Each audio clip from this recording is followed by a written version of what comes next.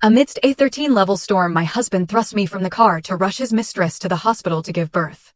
Just 30 minutes later, he came back, shocked by the grisly sight that awaited him. Can you even fathom it?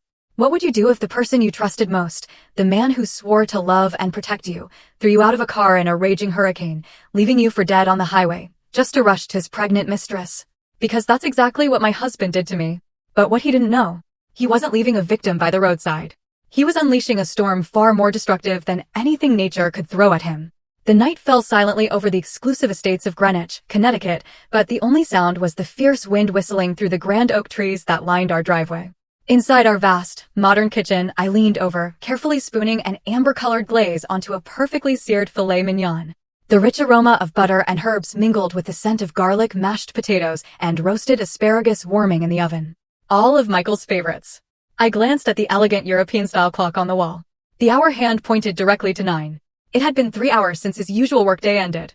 The lavish meal, long since prepared, had grown cool, mirroring the slow chill in my heart as I waited. I sighed, untying my beige apron and sinking onto the plush living room sofa, my eyes gazing emptily into the dark, rain-lashed yard. 3 years of marriage and dinners for one had become the norm. Over the past year, Michael's arrivals had grown more erratic, his phone calls more secretive. The familiar, comforting scent of cedarwood he once wore had been replaced by something else entirely. It was the lingering fragrance of women's perfume, a different one each day, sweet, cloying, and utterly foreign. Then a sharp, cold click. The sound of the key in the lock. I startled, rising quickly, my legs slightly numb from sitting so long. Michael Hayes stepped inside. His tall frame carried the chill of the storm with him. His designer suit was uncharacteristically wrinkled, and that sweet floral scent, one I didn't recognize, clung to the air. It certainly wasn't mine. "You're home," I said softly, trying to mask the exhaustion in my voice. "Have you eaten? I can heat up dinner for you." Michael loosened his tie, tossing his leather briefcase carelessly onto a chair. He didn't even look at me. His reply was clipped. "No need. I'll eat what's here." He sat at the dining table like a king taking his throne, and I, like a beautiful servant, quietly served him, placing the steak and sides on his plate. I sat opposite him, watching him eat. He took a bite of the steak, chewed a few times, and frowned slightly. "It's a bit overdone," he commented, his tone as casual as if discussing the weather. "I had steak at a friend's place last week. She's a much better cook. It was perfectly medium rare, so tender. You should learn from her." My hand, holding my fork, froze midair. An invisible weight pressed down on my chest, making it hard to breathe. "A friend?" He spoke the words so casually, as if they were harmless. I remembered a time he'd sworn my cooking was the best in the world. I lowered my head, hiding the trembling of my lips. "Okay, I'll be more careful next time." A suffocating silence descended again, more terrifying than any argument. It was a dull knife sawing slowly at my heart, a persistent, agonizing pain. Just then, Michael's phone, lying on the table, lit up with an incoming text. I saw a gentle smile flicker across his usually stern face, a smile I hadn't seen directed at me in a very long time. He picked up the phone and walked out onto the covered patio, closing the glass door behind him, separating our two worlds. Though I couldn't hear the words clearly, I could sense the tenderness in his voice through the glass. "Yeah, I'm home. Have you eaten? Are you tired? Don't overthink things. Get some sleep. I'll see you tomorrow." Every muffled word was enough to crush the last vestiges of hope in my heart.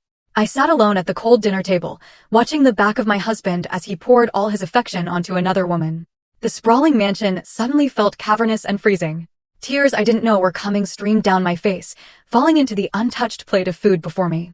The next morning, I was jolted awake by the incessant ringing of my phone. It was Michael. His voice on the other end was impatient, commanding. "The Sterling Properties contract is on my desk in the study. I have a meeting at 10 o'clock. Bring it to the office for me now and hurry up."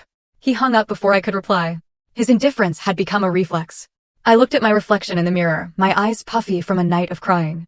I listlessly changed into a simple dress, found the contract, and rushed out of the house. Michael's company, Hayes Industries, occupied the top floors of a glittering skyscraper in Midtown Manhattan. The place was a monument to wealth and power, filled with employees in sharp, expensive suits, striding with confidence. I, in my simple cream-colored dress, felt like an outsider in a world that wasn't mine. Despite being the CEO's wife, I could count on one hand the number of times I'd been there in 3 years. The receptionists eyed me with a mixture of curiosity and scrutiny, though they remained professional. "Mrs. Hayes, please go up to the top floor. Mr. Hayes is expecting you." I nodded my thanks and stepped into the private executive elevator. When the doors opened on the 35th floor, the first person I saw wasn't Michael, but a beautiful young woman in a form-fitting business dress that accentuated her curves. She was standing by Michael's desk, carefully arranging a bouquet of fragrant lilies in a vase, an act that seemed both mundane and unnervingly intimate. Seeing me, the young woman smiled sweetly and walked over. "You must be Mrs. Hayes. I'm Jessica Miller, Mr. Hayes' assistant. He talks about you all the time." Her words were like tiny needles, pricking at my heart. Michael talks about me? He barely speaks a civil word to me. How could he possibly have time to talk about me to anyone else? "Hello, I'm here to drop off a document for him," I replied politely, forcing my emotions down. Jessica raised a hand to tuck a stray curl of her wavy hair back into place. The gesture was deliberately designed to show off a sparkling platinum bracelet on her slender wrist. "Oh, this thing is so cumbersome," she pouted prettily. Mr. Hayes insisted it suited me, but I'm not so sure. My heart tightened. I recognized that bracelet. It was from the latest collection of a world-renowned jewelry designer. Last month, for our wedding anniversary, I had admired a necklace from the same collection, but Michael had dismissed it as too extravagant and frivolous. Yet, here was an even more expensive bracelet on the wrist of his assistant. Noticing the color drain from my face, Jessica smirked inwardly while putting on a show of enthusiasm. "Please have a seat. Mr. Hayes is in a meeting, but it should be over soon. Let me get you a cup of coffee." Before I could refuse, she had already hurried into a small break room. A moment later, she emerged with a steaming mug. As she handed it to me, her wrist trembled, and the entire cup of hot coffee spilled onto my hand and my cream-colored dress. I cried out softly in pain as my hand immediately turned red. "Oh, I'm so sorry. I'm so sorry, Mrs. Hayes. I'm so clumsy." Jessica apologized profusely, though a glint of triumph flashed in her eyes. Just then, the conference room door opened. Michael emerged with several business partners, his eyes immediately falling on the scene, his wife wincing in pain, her dress stained with coffee, and his assistant looking pale and distraught. His face darkened instantly. Without asking for an explanation, he barked at me. "What are you doing?" "Jessica was just trying to be nice. If you didn't want it, you could have just said no. Why would you do that to her?" His voice was laced with anger and disappointment, as if I had committed a heinous crime. He rushed to Jessica's side, asking her with concern, completely ignoring my reddened, burning hand. "Are you okay? Did you get burned?" The humiliation washed over me, leaving me speechless. Any words of defense died in my throat. In front of his partners, in front of his staff, he had stripped me of all dignity. He turned back to me, his eyes as cold as ice, his voice a low, contemptuous hiss. "Look at yourself. You come to my office dressed like that and cause a scene. Go home. Don't embarrass me further." With that, he turned and gently comforted Jessica, who was now leaning against him, looking victimized.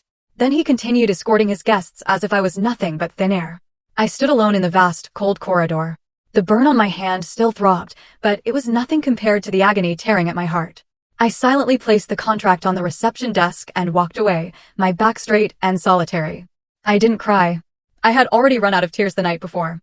The humiliation at the office smoldered within me all day. I returned to the cold, empty house and sat in the dark, letting the pain consume me. I didn't know how long I sat there, only that when I finally stirred, it was late and Michael still wasn't home. He wouldn't be coming home tonight. I staggered to my feet and walked into our walk-in closet. The scent of Jessica's perfume still clung to the suit jacket he had worn. A wave of nausea rose in my throat. I wanted to throw it in the trash, to burn it to ashes, but in the end, I could only carry it numbly to the laundry room. As I checked the pockets, my fingers brushed against a piece of paper folded into a neat square. My heart skipped a beat. A sense of dread washed over me as my trembling hands unfolded it. It was an ultrasound report from a prestigious maternity hospital in Manhattan. The crisp black print was like 1,000 tiny knives stabbing at my eyes. Name, Jessica Miller. Age, 24. Diagnosis, single intrauterine pregnancy. 32 weeks. 32 weeks. 8 months. The flimsy piece of paper suddenly felt impossibly heavy. It slipped from my grasp, fluttering through the air before landing silently on the cold tile floor. I collapsed, my body devoid of all strength. 8 months.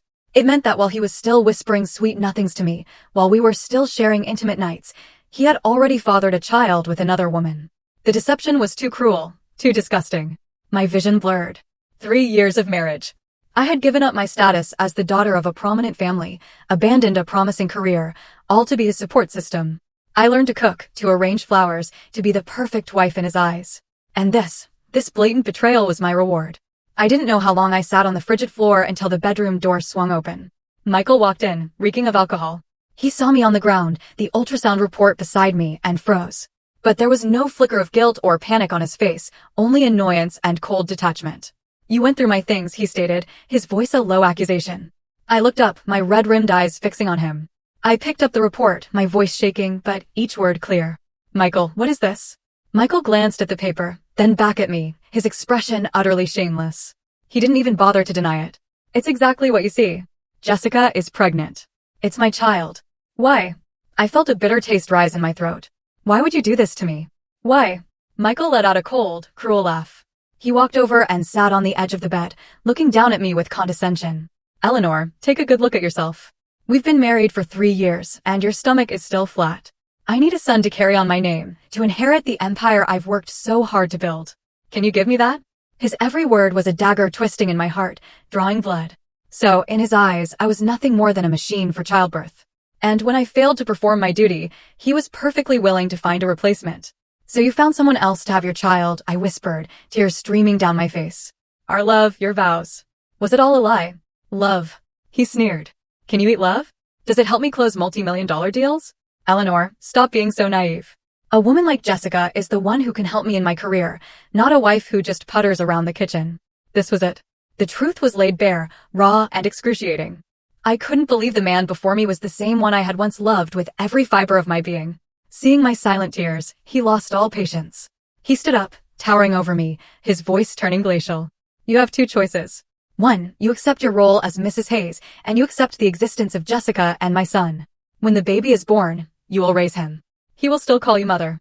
2, he paused, leaning down close to my ear. We divorce. You'll walk away with nothing. Remember this house, your car, everything is in my name." His words were a death sentence. He offered me no escape, only a choice between humiliation and destitution. I looked up at him through my tears. His familiar face now seemed monstrous and alien. My heart at that moment went completely numb. For the next few days, the atmosphere in the Greenwich estate was suffocating. Michael and I lived under the same roof like strangers. He left early and came back late, treating me as if I were invisible. My heart had turned to stone. I had nothing left to say to him. The divorce papers were already drafted, waiting for the right moment. That morning, as I was watering my orchids on the balcony, Michael emerged from his study, already dressed in a sharp suit. "Get ready. This afternoon, we're driving out to the Hamptons." It was an order, not a request. I turned, my gaze steady. "The Hamptons? What for?" "It's Grandma's 80th birthday." "Did you forget?" he asked, his brow furrowed in annoyance at my supposed forgetfulness. How could I forget? His grandmother was the only person in his family who had ever been kind to me, but I was no longer in the mood to play the part of the beautiful granddaughter-in-law. "I'm not going." "You can go by yourself," I replied, my tone firm. My defiance clearly angered him. He strode forward, his large hand clamping down on my wrist. "Eleanor, don't push your luck. You think you have the right to refuse? Let me tell you something. As long as you are Mrs. Hayes, you have a duty to maintain my image, this family's image. Everyone back home knows I have a perfect wife. Do you want me to lose face in front of my relatives?" "Image?" I laughed. A bitter, broken sound. "Michael Hayes, you still care about your image? When you were sleeping with another woman, getting her pregnant, did you ever think about my dignity?" "Shut up," he roared, his grip tightening, making my wrist ache. "That's my business. It's not for you to judge. You are going this afternoon. Don't make me use force." He released me, leaving an angry red mark on my pale skin. He adjusted his tie and turned to leave, tossing a final cold command over his shoulder. "We leave at 2. Be ready and dress properly." I watched his retreating back, a deep-seated hatred filling me. He didn't need me for love. He needed me as a beautiful accessory, a flawless facade to conceal his rotten, deceitful life. That afternoon, a sleek black Mercedes rolled out of the estate's gates. The air inside the car was colder than the air conditioning. I stared out the window, watching the Connecticut landscape blur past like a silent film. Michael focused on driving, his face a motionless mask. We didn't exchange a single word. The silence was heavy, oppressive. A news bulletin on the radio interrupted a soft melody. The announcer's voice turned grave. "Breaking news. The National Weather Service has issued a hurricane warning. Hurricane Isolde is rapidly intensifying and is projected to make landfall along the eastern seaboard, including Long Island tonight. Sustained winds near the storm center could reach 140 miles per hour, a strong Category 4. A red alert has been issued. All residents are advised to stay indoors. All vehicles on major highways should seek immediate safe shelter." I turned to Michael, my voice filled with anxiety. "Did you hear that? A major hurricane is coming. Maybe we should turn back. We can just call your grandmother. Michael shot me a contemptuous look. It's just a storm. What's the big deal? You're that scared of dying? The news always exaggerates. I promised Grandma I'd be there and I don't break my promises. But this is a hurricane. It's dangerous. We're driving straight into it. I said it's fine, so it's fine, he snapped, his patience gone. Now sit there quietly and don't distract me. I knew I couldn't change his mind. Stubbornness and selfishness were etched into his very being. I could only clutch my seatbelt tighter, an unnamed dread coiling in my stomach. Outside, the sky was darkening, the wind picking up, carrying a damp, ominous chill. This journey felt ill-fated from the start. The car sped along I-95, the main artery connecting the major cities of the East Coast. The sky had turned a bruised, heavy gray, as if it were about to collapse. Gigantic black clouds churned overhead, heralding the imminent fury of nature. The wind began to howl, gusting so violently that even the heavy luxury sedan shuddered. Then the first drops of rain fell, starting as a light patter before intensifying into a torrential downpour. Water slammed against the windshield in sheets, the wipers working at maximum speed, but failing to keep the view clear. Visibility dropped to just a few feet of blurry, terrifying gray. I gripped my handbag, my body tense. I could feel the danger closing in. With every powerful gust, it felt as if the car might be lifted off the road. Michael, this is too dangerous. Please find an exit, a rest stop, anything. We need to wait it out. My voice was thin with fear. Driving in this is suicide. Michael's face remained a stony mask of defiance. He gripped the steering wheel, his eyes narrowed, straining to see the road ahead. The ferocity of the storm did nothing to soften his obstinance. The exit is just up ahead. We're almost there. Stop making a scene, he barked, his voice sharp with irritation. He hated this weather, and he hated my fear. Just then, above the roar of the rain and the shriek of the wind, his phone rang, a shrill, urgent sound. The screen glowed, displaying a single name, Jessica. Instantly, the irritation and stubbornness vanished from Michael's face, replaced by an unconcealable anxiety. He quickly answered, putting the call on speaker so he could drive. Jessica, what's wrong? His voice was suddenly gentle, a tenderness I hadn't heard in years. From the other end came Jessica's panicked, sobbing voice, punctuated by ragged breaths. Michael, huff, where are you? Help me. My stomach. It hurts so bad. Michael's heart seized. Where are you? What happened? Calm down and tell me. I fell in the bathroom. Now I'm having these horrible cramps. I think my water broke. Jessica's pained cry echoed through the car. Michael, I'm so scared. Is our baby going to be okay? Please come back for me. I think I'm in labor. In labor? The word struck Michael like a bolt of lightning. His face went ghostly pale. His son, the son he had been waiting for, was about to be born. In that moment, everything else ceased to exist. His grandmother's party, the Category 4 hurricane, the dangers of the highway, all of it was wiped from his mind. All he could picture was Jessica in agony and his unborn son. Don't be scared. Don't be scared. Just stay put. I'm coming back for you right now. I'm coming back, he yelled into the phone, his voice frantic. Without a moment's hesitation, without a second thought, Michael Hayes did something insane. He wrenched the steering wheel hard to the left. The black Mercedes swerved violently, initiating a sharp U-turn directly in the middle of the highway into the path of oncoming traffic obscured by the blinding rain. Screech! The blare of a semi-truck's horn and the tortured sound of its brakes filled the air along with the driver's furious curses. I screamed, my body thrown forward against my seatbelt. My heart felt like it would pound out of my chest. Michael, are you insane?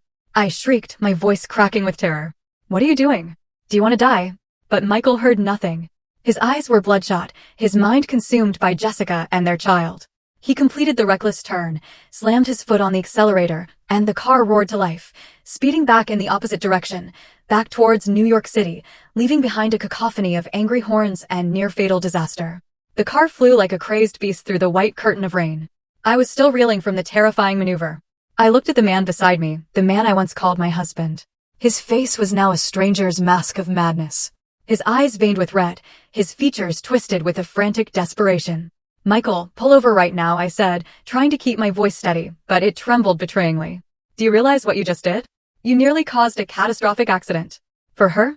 You're willing to throw away your own life. My words, instead of calming him, were like gasoline on a fire. He saw my pleas as an obstacle, a nuisance.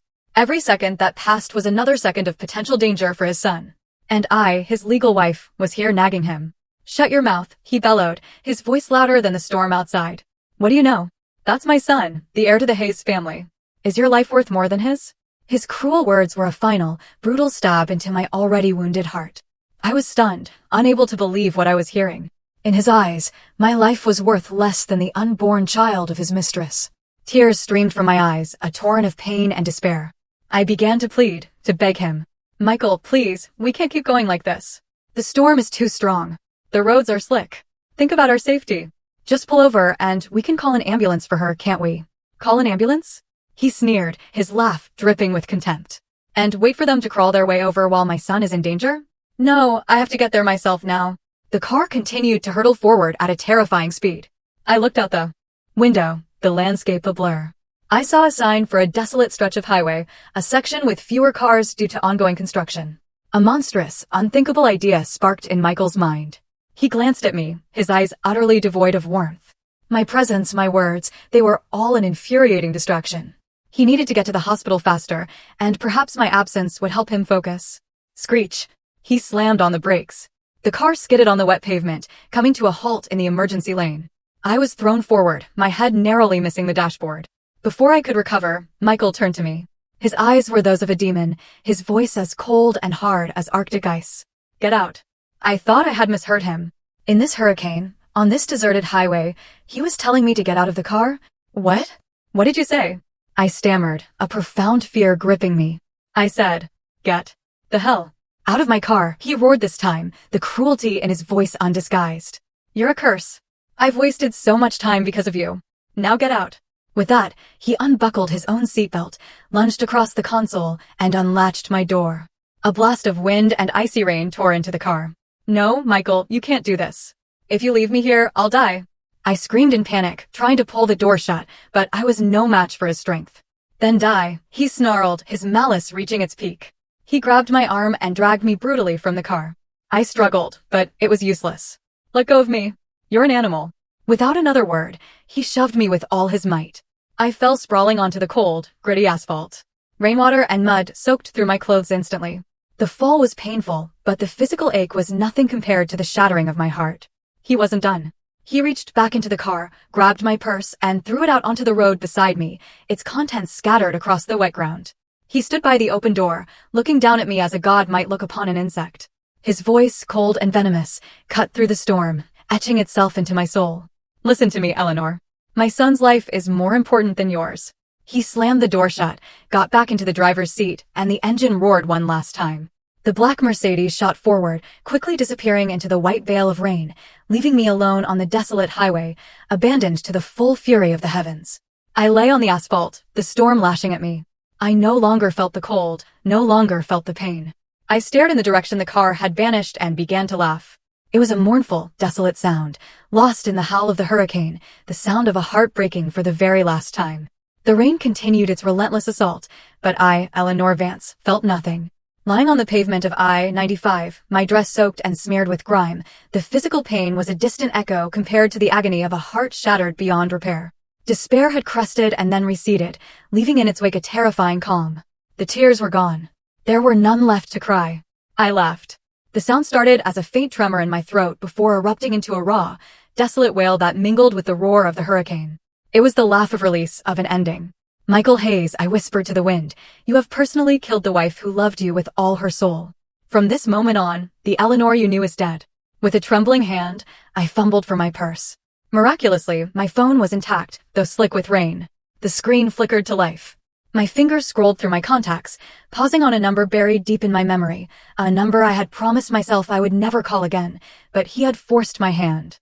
I took a deep, shuddering breath and pressed the call button. The ringing tone was steady, like the final beats of my dying heart. After a few seconds, a deep, authoritative voice, laced with worry, answered Ellie. Hearing that familiar voice, the fortress of composure I had built around myself crumbled. But I did not cry. My voice was a hoarse, strangely calm whisper. Grandfather, it's me, Eleanor. Ellie, where are you? Why does your voice sound like that? What's happened to you? The voice on the other end grew urgent. I'm fine, I replied, my eyes staring into the void of the storm. I'm on I-95 heading east from the city, near mile marker 158. I'm stranded. I didn't mention being thrown from the car. Not a word of complaint. I simply stated my location. My calmness was more chilling than any scream. All right, stay right where you are. Do not move. Keep your phone with you. I'm sending people to get you right now. After hanging up, I huddled by the side of the road, wrapping my arms around myself. Time seemed to stand still. 10 minutes. 20 minutes. The rain began to lessen, but the sky remained pitch black. About 30 minutes later, Michael Hayes's black Mercedes returned. He wasn't back out of remorse or concern for my safety. After calling the hospital and learning that Jessica had only had a scare and her condition was stable, his manic frenzy subsided. Logic returned, and with it, fear. What if I actually died? What if someone found out he'd abandoned his wife in a hurricane? He would be in serious trouble. Self-preservation, not love, had driven him back. But as his car approached the familiar stretch of road, he froze. His eyes widened in disbelief at the scene before him. The once desolate highway was now lit up like day. A convoy of 5 black Cadillac Escalades, all with official government plates, was parked in a perfect, imposing line. Their high-intensity headlights cut through the darkness, illuminating the area.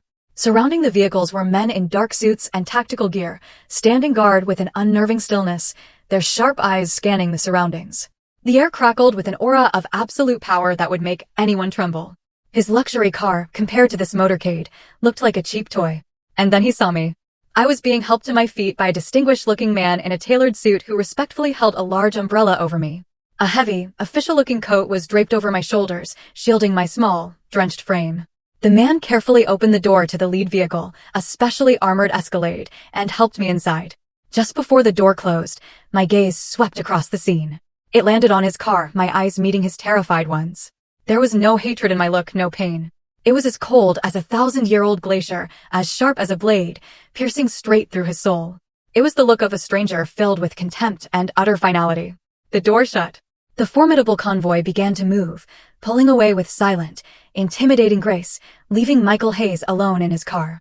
His face was ashen, his hands gripping the steering wheel, yet still shaking uncontrollably. Cold sweat beaded on his forehead. Government plates? A security detail? Eleanor? Who exactly had he married? And what had he just thrown away? A terrifying, unprecedented dread consumed him. He felt as if he had just stared into the abyss. The convoy of Escalades moved swiftly and silently, exiting the highway onto a private, unmarked road that led deep into the secluded hills of the Hudson Valley. This was the entrance to a highly secure private compound, a place utterly inaccessible to the public. The lead vehicle stopped before a grand stone manor that, while historic, radiated an aura of immense power. The same aide respectfully opened the door for me. I was now wrapped in a warm wool blanket, a hot cup of tea in my hands, helping to restore some warmth. Inside, the heat from a roaring fireplace enveloped me. In the great room, an elderly man with a full head of white hair and a ramrod-straight posture sat in a large, carved armchair. He was dressed in simple casual wear, but the formidable presence he exuded was undeniable. His eyes, deep and sharp, were filled with a mixture of profound heartache and unadulterated fury as he looked upon his only granddaughter's wretched state. This was Senator Alistair Vance, a living legend in Washington, a man who, though retired, still commanded immense influence over the political and financial worlds. "Grandfather," I said softly, my voice still hoarse. Alistair Vance rose, striding quickly to embrace me. His hug was warm and solid. "Ellie, my girl, you've suffered." I didn't cry. I just nodded silently, the warmth melting a small piece of the ice around my heart. After I had showered and changed into warm, dry clothes, I sat opposite my grandfather. The aide, a man named David, who was his most trusted chief of staff, stood silently nearby. "Tell me what happened." Alistair's voice was low, but the authority of the powerful senator had returned. And I told him. I spoke with a chilling calm. I told him about my 3 years of marriage, about my silent endurance. I told him about Jessica Miller, the ultrasound, the 8-month pregnancy. I told him about the trip to the Hamptons, the hurricane, the fateful phone call, and finally, I told him how Michael Hayes had thrown me out of the car in the storm, and about his final words, "My son's life is more important than yours."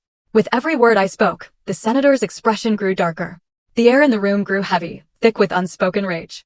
David, standing by, clenched his fists, his own anger palpable. To dare treat the Vance family's princess this way? This Hayes fellow had a death wish. When I finished, I looked at my grandfather, my eyes no longer weak, but filled with a newfound, steely resolve. "Grandfather, I want a divorce." Alistair said nothing. He simply reached out and gently wiped away a single tear that had escaped and traced a path down my cheek. Then he turned to David. His voice was quiet, but each word landed with the weight of a hammer, carrying the fury of an old lion. "David." "Yes, Senator." David stood at attention. Investigate everything about this punk Michael Hayes and that little tramp. His company, his associates, every single bank account. I want a full report on my desk in 1 hour. Yes, sir. Alistair paused, a cold light flashing in his eyes. Make a call to the Treasury. Use our leverage. I want an immediate freeze on all assets tied to Michael Hayes and Hayes Industries. Every account, every stock, every piece of real estate. I want him to be penniless. Let's see how he plans to support his precious son with no money. The senator's command was absolute. The retribution had just begun. Michael Hayes was about to pay the ultimate price for his cruelty and stupidity.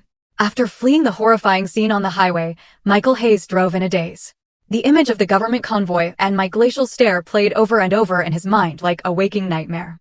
He tried to convince himself he had imagined it, but a snake of pure fear was coiling tightly around his heart. He raced to the maternity hospital in Manhattan. As he entered the lobby, a nurse recognized him. Mr. Hayes, you're here. Miss Miller has been moved to a regular room. The doctor said it was a false alarm, just some minor distress from a panic attack. The baby is fine.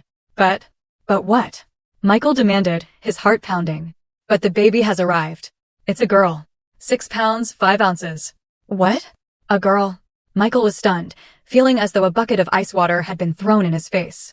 A girl, not a son. Jessica had multiple ultrasounds. The doctors had always said it was most likely a boy. A wave of bitter disappointment washed over him, extinguishing the last of his anxiety. He had defied a hurricane, thrown his wife away, all for a male heir, and the result was a daughter. The feeling of being duped filled him with rage. He stormed into the hospital room. Jessica was lying in bed, looking exhausted, but still trying to appear weak and pitiful. Michael, you came, she whimpered. I was so scared. But Michael was in no mood to comfort her. Why is it a girl? He asked coldly. Jessica's face stiffened. I don't know, she stammered. The doctor said ultrasounds can sometimes be wrong. Wrong? He snarled. You lied to me. Explain.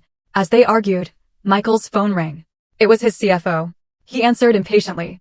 Mr. Hayes, it's a disaster. All of the company's accounts and your personal accounts, they've all been frozen. The bank just said it was a directive from the highest levels. They won't give a reason. Frozen? Impossible. Michael shouted. Who would have the power to do that? He quickly opened his banking app. Sure enough, every single one of his accounts was flagged. Transaction suspended. An icy chill shot down his spine. He remembered the convoy, the government plates. This couldn't be a coincidence. He frantically dialed my number, but it went straight to voicemail. He called again and again, dozens of times. Nothing. I wasn't picking up, or I had blocked him. Terror began to consume him. What was Eleanor's background? How could she command a government security detail? How could she have the power to freeze his entire fortune in an instant? He searched his memory. For 3 years, I had been a gentle, unassuming wife. I had told him my family were just ordinary civil servants. My parents had passed away, and I only had a retired grandfather. He had never questioned it. My ordinary, controllable nature was precisely why he had chosen me. Now he realized he had been a fool, a catastrophic fool. That retired grandfather, how ordinary could he be? Michael collapsed into a chair, drenched in a cold sweat. He felt like a tiny ant facing a colossal, unmovable mountain. He had with his own hands thrown away the most powerful asset of his life and foolishly made an enemy of a force beyond his wildest imagination. 2 days later, Michael Hayes was living in a state of constant, gnawing terror. His company was in chaos. Partners were calling, demanding answers. At the hospital, Jessica was a constant source of complaints and tears. He was sitting on a powder keg, completely helpless. He couldn't contact me and didn't dare return to the Greenwich house. That morning, as he sat in his CEO's office, his mind a tangled mess, his new assistant hesitantly entered. Mr. Hayes, a Mr. Cole is here to see you. He says he has an appointment. Cole? Michael frowned. He didn't know any lawyer named Cole, but in his current predicament, he didn't dare refuse anyone. Send him in. The office door opened, and a tall, handsome man in a perfectly tailored suit walked in. He was in his 30s, with sharp features and piercing eyes behind frameless glasses that radiated intelligence and confidence. His presence was so commanding it seemed to diminish Michael's own. Mr. Hayes, I'm Ethan Cole, a senior partner at one of Manhattan's top law firms, he said with a polite but chilling smile. He sat down opposite Michael, placing a blue file on the polished desk. What can I do for you, Mr. Cole? Michael asked, trying to maintain his composure, but a terrible premonition was rising within him. Ethan slid the file across the desk. I'm here as legal counsel for my client, Miss Eleanor Vance, to discuss your divorce proceedings. Divorce? Even though he had expected it, the word struck Michael with a physical pang. Where is Eleanor? I want to speak with her directly. My client has no desire to see you at this time, Ethan replied coolly. From now on, all communication will go through me. I invite you to review the divorce petition. Miss Vance has already signed it. Michael's hands trembled as he opened the file. It was an ironclad petition. And in the section for asset division, there was only one simple line: Michael Hayes voluntarily relinquishes all claims to any and all assets acquired during the marriage. His anger flared. This is ridiculous. On what grounds? This company, the houses, the cars. I built all of this with my own 2 hands. She has no right. Ethan just chuckled, a sound full of pity and scorn. Are you sure about that, Mr. Hayes? Do you need me to remind you? 3 years ago, when Hayes Industries was on the verge of bankruptcy, who was it that injected a massive anonymous sum of capital to save you? That investment, with interest calculated at current market value, I'm afraid selling off your entire company wouldn't even be enough to repay it. Michael froze. He remembered a mysterious influx of cash that had saved him from ruin. He had always thought it was a stroke of luck, a benevolent, unknown investor. He never imagined it was my family. Seeing his silence, Ethan delivered the final blow. He pulled another document from his briefcase. Perhaps you still don't grasp your situation. This is a copy of the federal order to freeze your assets. Do you see the seal at the bottom? Michael looked down at the official seal, embossed with the eagle and the words, United States Department of the Treasury. The image struck him like a sledgehammer. The Treasury. A senator. It was all horribly, terrifyingly clear. He had lost utterly and completely. Ethan stood up, adjusting his suit jacket. You have 3 days to consider, Mr. Hayes. If you don't sign, we will see you in court. But I trust an intelligent man like yourself knows which choice is in his best interest. He paused at the door, turning back. Oh, and one more thing. I'd recommend you get a DNA test for that newborn baby girl. Sometimes the biggest surprises come when you least expect them. Ethan left, leaving Michael alone in the vast office. He slumped into his leather chair, completely drained. The divorce petition and the federal order lay on his desk like 2 death sentences. He had lost everything. Michael sat motionless in his office for hours after Ethan Cole left. The afternoon sun cast long shadows across the room, making his expensive leather chair look like a throne in a tomb. He felt like his life was that shadow, stretched thin in despair before dissolving into darkness. The divorce papers and the federal freeze order lay on his desk, mocking his foolishness. A senator. The Treasury. Eleanor Vance. The 3 phrases twisted in his mind. A hurricane of regret swept away every last shred of the arrogance he had spent his youth building. He had tried calling a few high-level contacts, then he had spent a fortune schmoozing. The response was a deafening silence. His calls went unanswered, or if they were picked up, the person on the other end would stammer an excuse about a meeting and hang up. It was as if he were a plague to be avoided. He understood then, in the corridors of power, no one dared to cross the influence behind that federal seal. He was utterly isolated. The intercom on his desk buzzed, a jarring sound in the silence. He wearily picked it up. Mr. Hayes, Chairman Lou from Sterling Properties is on the line. Should I put him through? His assistant's voice was timid. Sterling Properties was his biggest partner, accounting for over 40% of his company's revenue. Their joint luxury condo project was his golden goose.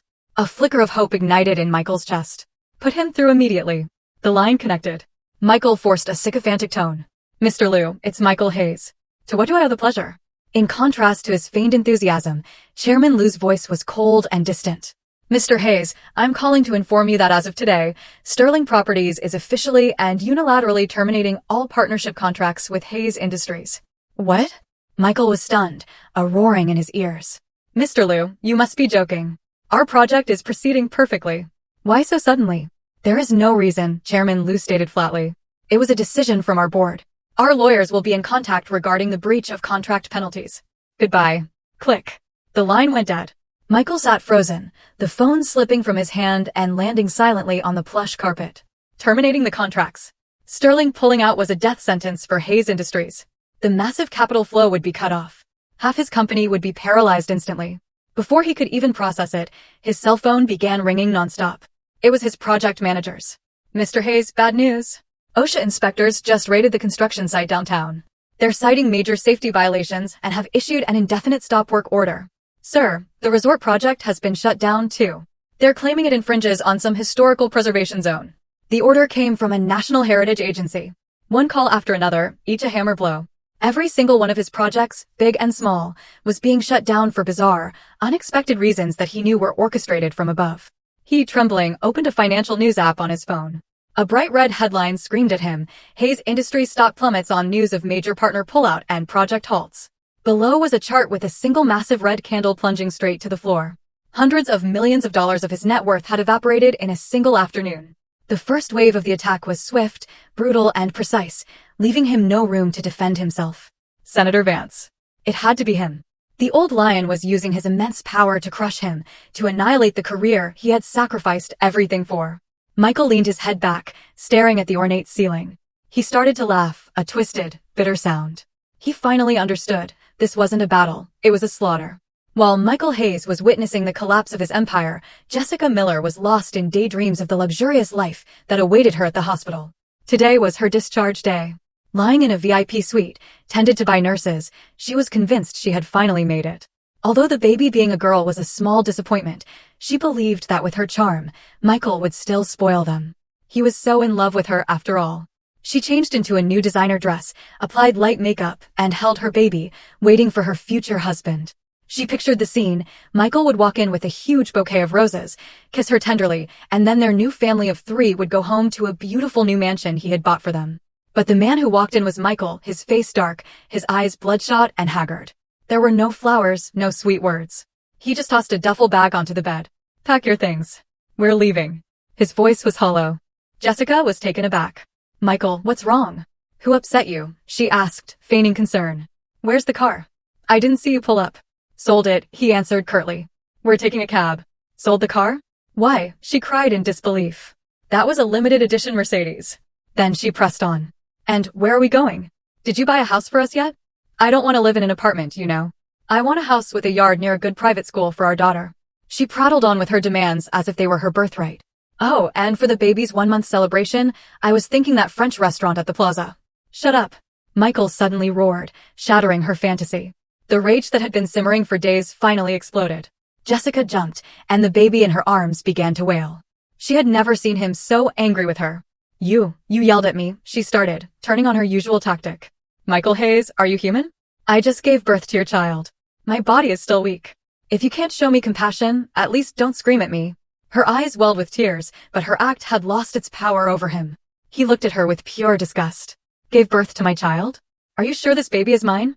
Ethan Cole's words about the DNA test echoed in his mind, planting a seed of deep suspicion. Jessica's face went pale. "What? What are you trying to say?" "Of course, she's your daughter. Don't you trust me? A house? A party?" Michael laughed, a self-mocking sound. "Wake up, Jessica. I'm telling you now. I am broke. My accounts are frozen. My company is about to go under, and the banks are about to repossess everything. Do you understand? I am ruined." His words were like lightning strikes. Jessica was stunned, her eyes wide with horror. "Ruined? How? How's that possible? The company was fine just a few days ago." "Fine?" he sneered. "That's because I was blind. I made an enemy of someone I never should have crossed. And it's all because of you. A woman like you brought me to this." The truth was out, and Jessica's mask dropped. Her greedy, materialistic nature was exposed. "What are you saying? You're blaming me," she shrieked.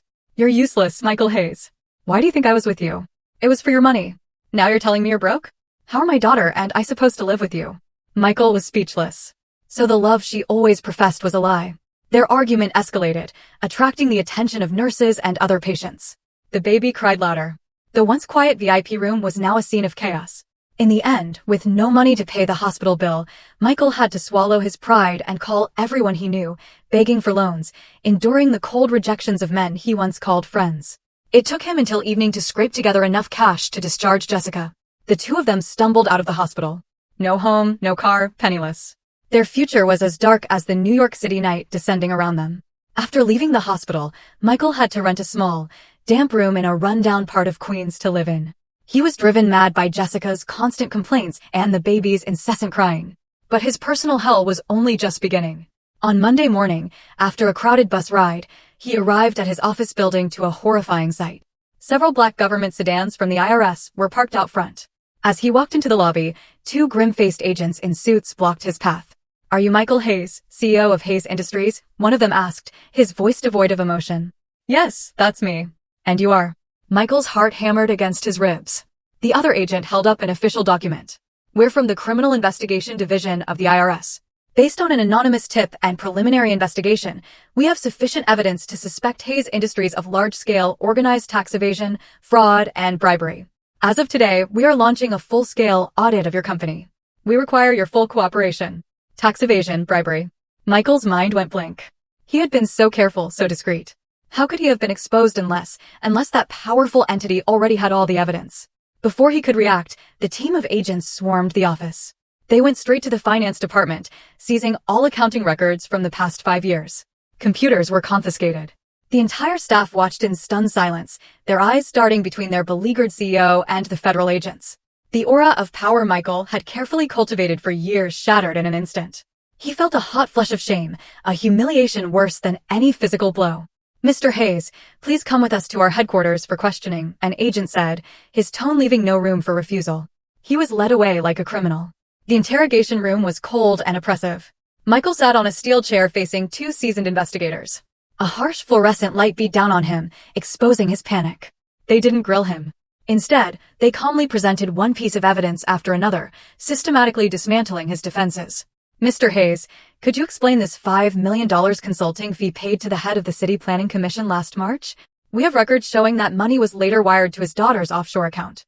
And the profits from this real estate development, why weren't they declared in your financial statements? The estimated tax evasion amounts to over $20 million. Where did that money go, Mr. Hayes? Every question, every number, every document they produced was a cold, hard fact. They were the ghost accounts, the fake invoices, the entire fraudulent system he had built. He had thought it was buried forever, but they had unearthed it with terrifying ease. Cold sweat trickled down his back. His throat was dry. He couldn't utter a single word of denial. He knew it was useless. They had him. The interrogation lasted the entire day. When he was finally allowed to leave, it was dark.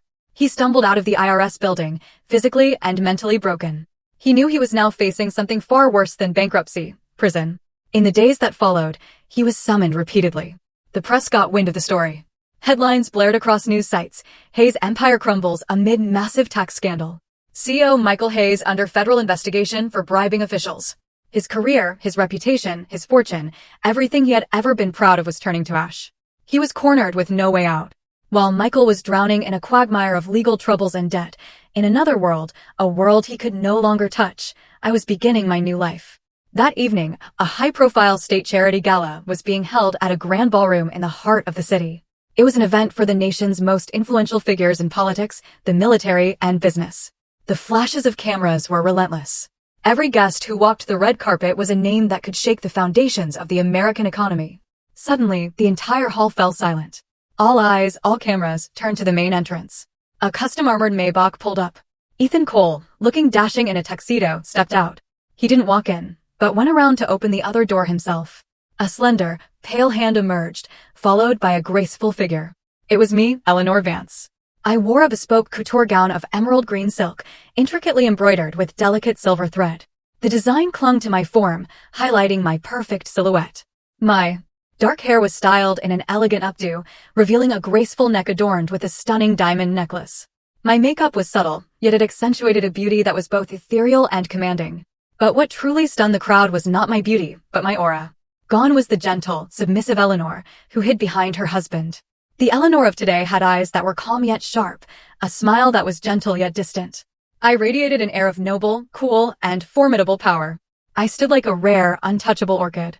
I took Ethan Cole's arm and glided down the red carpet.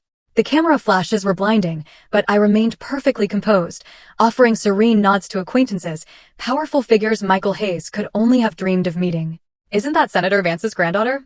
It's been too long, more beautiful than ever. A cabinet secretary greeted me with a warm smile. Miss Vance, I hear the biotech venture you've invested in is showing incredible results. A true prodigy, a 4-star general remarked with admiration. I simply smiled and offered modest replies. My appearance alongside Ethan Cole, the legal eagle of New York, immediately sparked a flurry of speculation. My resplendent image was broadcast live on a national financial news channel. In a cramped, squalid room in Queens, Michael Hayes was huddled on a sagging mattress, chugging a bottle of cheap whiskey. The old TV was tuned to that same channel. He no longer cared about the stock tickers. He just wanted to drink until he forgot his miserable reality. And then he saw her. My image filled the screen, as beautiful as a goddess, radiating power on the arm of a distinguished man. I was smiling, a genuine smile he had never seen before. Crash! The whiskey bottle slipped from his hand and shattered on the floor. He scrambled toward the TV, his eyes wide with disbelief. That woman, that regal, princess-like woman, was that really Eleanor? The same wife he had cruelly abandoned in a hurricane? He listened to the commentators' fawning words. Granddaughter of the legendary Senator Alastair Vance, a brilliant investor in her own right, the crown jewel of the Vance family. Each word was a needle piercing his heart. He understood. He understood everything. He had thrown away a priceless diamond to pick up a worthless stone. He had single-handedly destroyed the one bridge that could have led him to the true peak of power. An all-consuming regret and terror seized him. He realized he hadn't just lost a wife. He had lost the entire world. He sank to the filthy floor, clutching his head, and let out a guttural, desperate howl. But it was too late. In the most luxurious law office in Manhattan, Ethan Cole leaned back in his leather chair, his eyes scanning the documents his assistant had just delivered. He was a man of lethal efficiency. To him, perfect revenge wasn't allowed, brutish crushing of an opponent, but a slow, intelligent stripping away of their masks, letting them fall into the abyss of their own making in the most painful and humiliating way possible. Michael Hayes was nearly finished, but the final card, Jessica Miller, had yet to be played. Mr. Cole, this is the complete file on Jessica Miller you requested, the young assistant reported. Ethan nodded him away. He turned the pages, a cold smile forming on his lips. The past of this seemingly innocent young assistant was, as he suspected, far from clean. The report was exhaustive. Jessica Miller's real name was Jennifer Mullen. She grew up in a poor rural town in Appalachia and dropped out of high school to seek her fortune in the city. She had changed her name, scrubbed her history, and reinvented herself as an educated urbanite. In her early years, she had worked as a cocktail waitress and a hostess in high-end nightclubs, where she learned to use her beauty and feigned vulnerability to ensnare wealthy men. The list of her so-called sponsors and sugar daddies was several pages long, but the most damning detail was on the final page.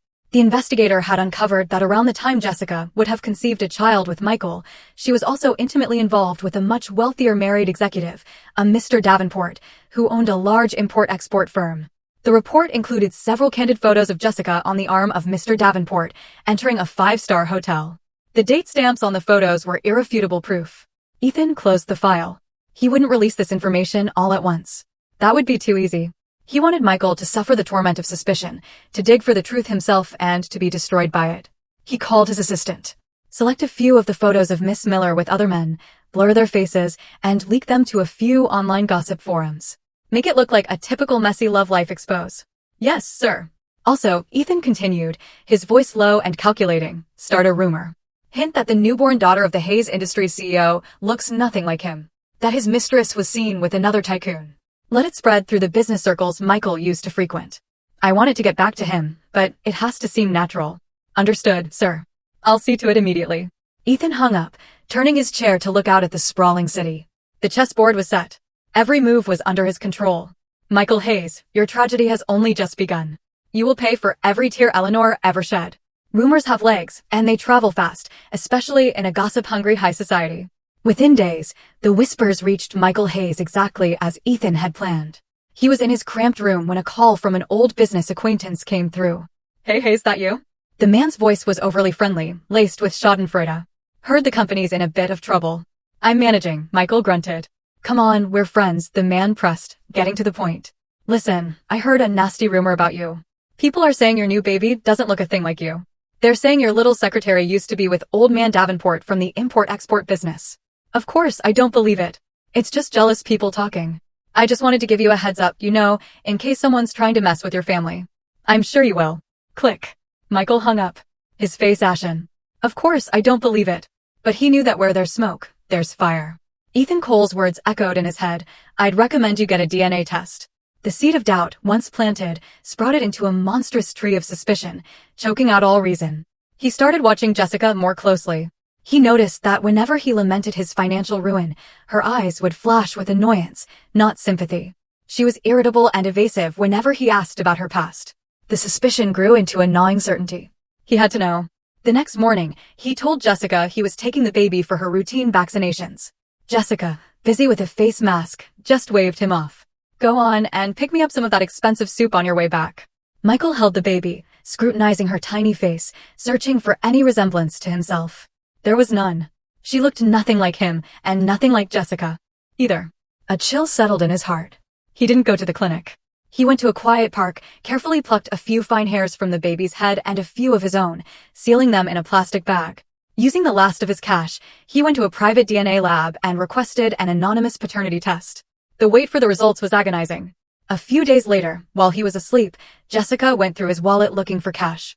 She found the receipt from the DNA lab. The words paternity test were printed clearly on it. Smack. The wallet hit Michael's face, waking him up. Jessica's face was no longer soft and pitiful. It was contorted with fury. Explain this, Michael Hayes. What is this? She shrieked, waving the receipt. He knew he couldn't hide it anymore. He sat up, his voice cold. It's exactly what it looks like. You don't trust me? You think she isn't your daughter? Jessica went hysterical. You bastard. You're a failure. Now that you're broke, you turn on me and my child. Are you even a man? She lunged at him, scratching and hitting. The small room became a battlefield. Screams, the crash of objects, and the baby's cries filled the air. Get off me, he roared, shoving her away. The pretense was over. Jessica sat on the floor, weeping and cursing. That's right. I regret it. I regret being so stupid as to follow a loser like you. I wasted my youth on you for what? This dump? A useless husband? You've ruined my life, Michael Hayes. A relationship built on lies and money crumbled once those foundations were gone. Life in the room became a silent, suffocating hell. And then the day of judgment arrived. An email landed in his inbox. Subject: DNA test results. His heart stopped. His hand trembled on the mouse. He clicked open the attached PDF. He scrolled straight to the conclusion. The words in bold print hit him like an anvil. Based on the analysis of 24 genetic markers, the alleged father, Michael Hayes, is excluded as the biological father of the tested child. The probability of paternity is 0%. 0%. Michael's world collapsed around that perfect round number. He didn't scream. A terrifying calm washed over him. He just stared at the screen and began to laugh, a broken, agonized sound. He was a clown, a complete fool. He had sacrificed everything, a wife who truly loved him, a powerful family, his career, his future, all for a lie. The great love he thought he'd found was a trap. The son he'd yearned for never existed. The woman he'd protected was a venomous snake. He calmly shut down the computer and waited. A little while later, Jessica came back from a walk. What are you doing sitting in the dark like a ghost? She snapped. He said nothing. Just held up his phone, the screen displaying the test results. The moment Jessica saw, probability of paternity is 0%, the color drained from her face. That's fake. You forged it to frame me, she stammered, but her trembling voice betrayed her. Michael rose slowly, his eyes empty. How long are you going to keep up the act? Knowing the jig was up, Jessica collapsed, clutching his legs and sobbing. Michael, I'm sorry. I was wrong. But I did it because I love you so much. I was afraid you wouldn't want me without a baby. Love. Michael whispered. His voice a demonic hiss. The calm finally broke, and a volcano of repressed rage erupted. He grabbed her by the hair. Tell me who is the bastard who fathered this child. Tell me. I don't know. Smack. A hard slap sent her sprawling. The baby shrieked. You ruined my life. You filthy liar. He lost all control, beating her mercilessly. The tiny room filled with screams and cries. Finally, he dragged her to the door and threw her into the dirty hallway. He went back inside, grabbed the wailing baby, and tossed her into Jessica's arms, followed by her bag of belongings. Get out, both of you. Get out of my sight and never let me see you again. The door slammed shut, a final cruel end to his foolish, self-inflicted tragedy. After throwing Jessica and the child out, Michael Hayes became a walking corpse. He locked himself in the foul-smelling room with cheap liquor, but reality was inescapable. The final nail was hammered into the coffin of Hayes Industries. The tax evasion and bribery investigation concluded. With irrefutable evidence, likely provided by the Vance family, the IRS issued a final ruling. Hayes Industries was liable for nearly $1 billion in back taxes, penalties, and fines. $1 billion. For the old Hayes Industries, it would have been a struggle. For the current debt-ridden shell of a company, it was a death sentence. He was summoned to a law office representing his creditors. Dressed in ragged clothes and reeking of alcohol, he walked into the luxurious conference room facing a panel of men in sharp suits who looked at him with disdain. Mr. Hayes, the lead lawyer said coolly, as you know, your company is insolvent. We are forced to file for bankruptcy. They placed a thick stack of documents in front of him. This is the bankruptcy petition. Please sign here. His hand shook as he picked up the pen, the same kind of pen he once used to sign nine-figure deals, now used to sign his own company's death certificate. He stared at the line that read, Legal Representative, Michael Hayes, then closed his eyes and scribbled a weak, shaky signature. What followed was a cold, impersonal blur. Court officers sealed the company headquarters. The gleaming brass plaque of Hayes Industries was pried off the wall. White tape was plastered across the glass doors, officially ending his once glorious empire. Michael was allowed back into his office one last time. The building was empty, his footsteps echoing in the silence. He walked into his old office, the symbol of his success with its panoramic city view, where he had once felt like a king. It was all just ashes now. He had nothing to pack. He just took the single photo from his desk, his wedding picture with Eleanor. She was smiling, a bright, happy smile. He was smiling too, the smile of a victor. He caressed her face in the photo, and for the first time in what felt like an eternity, he wept. He had lost her for good. Leaving the building, another call came. The bank. The Greenwich estate, his sports car, his last remaining assets, all were being auctioned off to pay his debts. He was now officially homeless and penniless. He stood amidst the bustling New York City crowd, lost and invisible. He had fallen from the highest peak to the deepest abyss, and he knew this still wasn't the end. The room Michael had rented was in a dark, damp alley in a forgotten corner of the city, a place for migrant workers and broken dreams. The air was thick with the smell of grease, mildew, and despair. For a man who had lived in a Greenwich mansion, this was the ultimate humiliation. He was 3 days late on rent. That morning, he was jolted awake by a violent pounding on the door. Bang, bang, bang. Hayes, you deadbeat. Open this door. It was his landlady, a large, aggressive woman. He reluctantly opened it. What's with all the noise, he grumbled, trying to cling to a final shred of dignity. She stood with her hands on her hips. The noise? You're 3 days late with the rent. You planning on skipping out? I'll pay. Just give me a few more days, he lied weakly. A few more days, she cackled. I heard about you, the bankrupt CEO. A real-life bum. Where are you going to get the money? You going to steal it? Her words were like slaps to his face. He flushed with rage, but couldn't say a word. I don't care, she declared. No money today? You get out. I'm not running a charity for losers like you. She barged into the room and started throwing his meager belongings, a few ragged clothes, a thin blanket, out into the hallway. Get out. Get out and don't come back. Michael stood frozen, watching his life being tossed out like garbage. He, a man who once commanded boardrooms, was being evicted and humiliated by a slum landlady. The cruel irony was a pain worse than losing his fortune. You'll regret this, he hissed, an empty threat. Yeah, I'm shaking in my boots, she sneered, slamming and locking the door. He was left in the dirty hallway with his pile of junk, the object of his neighbors' pitying and scornful gazes. He quietly packed his things into a torn bag and shuffled out of the alley. He had nowhere to go. He was now officially a homeless man on the streets of New York. The days that followed were a living hell. He wandered the streets by day, blending in with the crowds to hide his shame. At night, he slept under bridges or in parks. He ate discarded food from restaurant dumpsters, fighting with stray dogs for scraps. He was a true vagrant, filthy, ragged, and reeking. But in the depths of his despair, a desperate idea took hold. Eleanor. Only she can save me. If she would just take pity on him, maybe he could have a second chance. He scraped together some change and went to a public library. He searched her name. The results were staggering. She wasn't just a senator's granddaughter. She was the brilliant CEO of a new, wildly successful tech firm, a rising star in the industry. Her company's headquarters was a gleaming glass tower in the financial district, a monument to the power and wealth he had thrown away. He went there for days. He hid across the street, watching, learning her routine. Today, he would make his move. He waited for hours, his stomach aching with hunger. Finally, her black Maybach emerged from the underground garage. It was her. Without thinking, he darted into traffic, running straight for the car. Screech. The car stopped inches from his knees. 2 bodyguards in black suits were out of a trailing SUV in seconds, grabbing him. What the hell do you think you're doing? Michael didn't resist. He just stared at the tinted rear window where he knew she was sitting. And then he did the unthinkable. He dropped to his knees. The proud man who once looked down on the world was now kneeling on the cold, hard pavement. Eleanor. Eleanor, I know you're in there. Please just talk to me, he cried, his voice hoarse and desperate. People stopped to stare. Cars honked. Tears streamed down his face. Eleanor, I was wrong. I know I was wrong. I was a monster. Forgive me.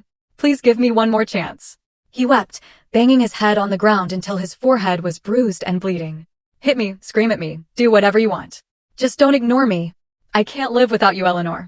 His pathetic pleas echoed down the busy street, but the car door remained shut, as cold and silent as the heart of the woman inside. Amidst the chaos and murmurs of the crowd, the rear door of the Maybach finally opened. A glittering silver heel touched the pavement, followed by a vision of ethereal grace. I stepped out. I wore a simple, elegant white silk dress under a cashmere coat. The evening breeze gently tossed a few strands of my hair. Under the streetlights, my face was heartbreakingly beautiful, but as cold and remote as a marble statue. I looked down at the wretched man kneeling at my feet, a cruel and perfect contrast of our new realities. Ethan Cole emerged from the passenger side, standing silently beside me, a loyal guardian. Michael looked up through his tears. "Eleanor," he choked out, a flicker of hope in his voice. You came out to see me." A faint, mirthless smile touched my lips. My voice, when it came, was soft, yet it cut him to the bone, colder than the New York winter wind. "Stand up, Michael. You're dirtying the pavement." My words contained no anger, no hatred, only pure glacial indifference. And it was that indifference that finally killed the last spark of hope within him. He remained on his knees, shaking his head. "No, I won't get up until you forgive me." He launched into his final desperate performance. "Eleanor, I was a fool. I was deceived by that she-devil. I regret it every single day. Please believe me one last time." I listened impassively until he had exhausted his pathetic pleas. Then I spoke. "My forgiveness." I paused, my eyes locking with his. "You are not worthy of it." For simple words, a fatal blow. "Why?" he wailed. "I've lost everything. I've been punished." "What more do you want from me?" "Punished?" I let out a soft, sad laugh at his foolishness. "Michael, you still don't understand. Everything that has happened to you is not because of me. It is the consequence of your own cruelty, your own choices." I took a step closer, my voice turning sharp. "The moment you threw me from that car in a hurricane to save another woman and her bastard child, it was over. Our love, our history, it all died on that highway." I stepped back, turning away, unwilling to look at him for another second. "Don't ever appear before me again. Next time it won't be my bodyguards who remove you." I got back in the car. Ethan held the door for me, then took his place. The Maybach glided away silently, leaving Michael Hayes kneeling alone in the street, his hopeless sobs swallowed by the indifferent city. The sweetest revenge is not to cause your enemy pain, but to make them realize that in your world they no longer exist. After being thrown out by Michael, Jessica's life became a nomadic nightmare. Her savings dwindled. Her beauty, her only asset, faded under the stress of poverty and single motherhood. She lived in squalor, often taking her misery out on the innocent child whose cries grated on her nerves. Her only hope was to find the baby's real father, the wealthy Mr. Davenport. She knew he wouldn't give them a place in his life, but he had to provide financial support. With a large sum of money, she could start over. After days of stalking him, she cornered him in the parking garage of an exclusive golf club.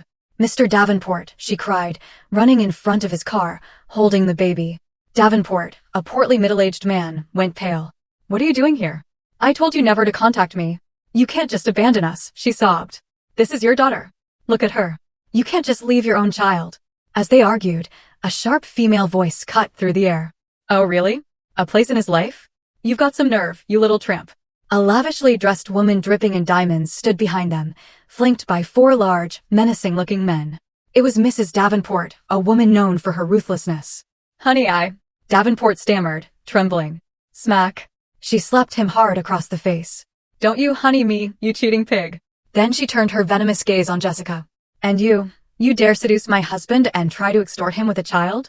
Jessica backed away in terror. "Ma'am, please. It's not like that. The baby is innocent."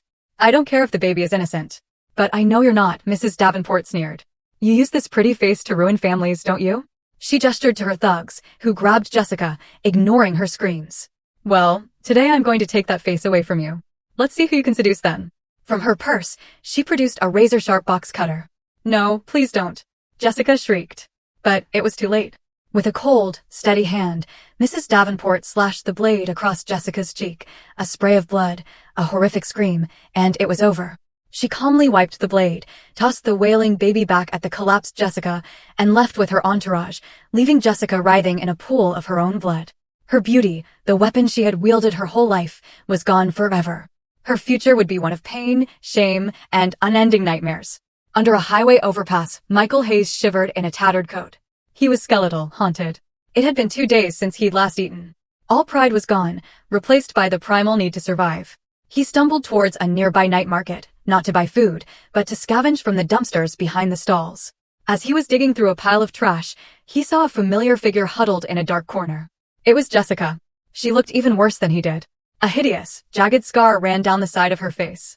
Her eyes were empty, filled with a dead, hateful light. She was begging, but her disfigurement scared people away. A kind young woman took pity on the crying baby and gave Jessica a hot bun. Michael's eyes lit up with animal hunger. He lunged. "Give me that," he snarled, trying to snatch the bun. Jessica clutched it protectively. "No, it's mine. Get away. I'm starving. Give it to me." A pathetic, ugly brawl erupted on the dirty pavement. The two people who had once plotted a future together now clawed and cursed at each other over a single piece of bread. "You ruined my life," she screamed, scratching his face. "You lied to me. It was you who ruined me," he yelled, pulling her hair. They rolled on the ground like feral animals until two security guards ran over, beating them with batons. "Get out of here, you crazy bums." Pained and defeated, they scrambled to their feet and fled in opposite directions. Two wretched figures disappearing into the dark, unforgiving alleys of the city. Their sinful love had met its squalid, pitiful end. 1 year later, the autumn leaves in New York City were a brilliant gold. In a quiet, elegant tea house, I sat across from Ethan Cole. In the years since my divorce, I had taken the helm of my family's tech division and, through my own genius and determination, transformed it into a global powerhouse. I was a respected, formidable leader. Throughout it all, Ethan had been a quiet, constant presence, a friend, a confidant, a partner. Our relationship had grown slowly, naturally, built on a foundation of deep trust and understanding. He took my hand, his touch warm and steady. "Eleanor," he said softly, "you've proven to the world how strong you are. But I hope you know that with me, you don't always have to be. I've waited a long time for you, Ellie, and I can wait as long as it takes." I looked at him, and for the first time in years, a genuine, peaceful smile bloomed on my face. It was as bright and warm as the autumn sun, chasing away the last shadows of my past. The next morning, back in my stunning CEO's office, I reviewed a daily news briefing my assistant had prepared. My eyes scanned the headlines: a global summit, stock market fluctuations, a new city infrastructure project. Then, a small article tucked away in the corner of the local news section caught my eye. The headline read, "Vagrant arrested for public disturbance." The short blurb stated that a homeless man, Michael Hayes, had been arrested for shoplifting and causing a disturbance. It noted he appeared to be suffering from mental instability related to chronic alcoholism. I read the name that had once shattered my world, and I felt nothing. No satisfaction, no pity, no anger, nothing at all. He was just a name in a newspaper, a piece of irrelevant social trivia, less important than a minor fluctuation in the stock market. The ultimate revenge, the most complete ending, is to forget. To relegate someone so completely to the past that they cease to exist in your present. I calmly turned the page, my mind already moving on to my company's strategy for the next quarter. I stood and walked to the floor-to-ceiling window, looking out as the sun set over the glittering city. An endless, bright future awaited me. The past was finally, truly gone. So, what do you think? After everything I went through, do you believe Michael Hayes got what he deserved? Have you ever had to face such a profound betrayal and come out stronger?